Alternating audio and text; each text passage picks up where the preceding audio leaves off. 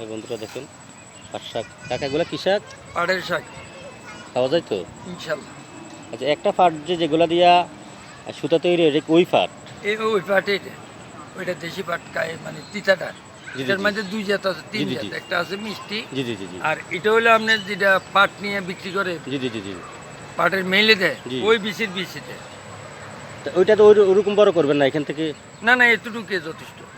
ও, পাট শাক আপনি খান? হ্যাঁ আমি আচ্ছা, খাই। এটা উপকার কি জানেন? এটা সর্বদিকে উপকার আছে। ও আচ্ছা আচ্ছা, তাইলে তো হ্যাঁ বলেন সবাইকে পাট শাক খাওয়ার জন্য একটু বলেন। ইনশাল্লাহ সবাই পাট শাক খাইবেন, এটা কোনো সমস্যা নাই। সর্বদিকে এটা উপকৃত, কোনো সার নাই। আমি জৈব সার এবং আমার নিজের পরিশ্রম দিয়ে আমি এই গোবর দিয়া জৈব সার দিয়ে আমি প্রোডাকশন করি। আমার এখানে কোনো সার আপনি কেমিক্যাল কিছুই আপনার নেই। প্রজেক্টের ঠিকানাটা বলেন।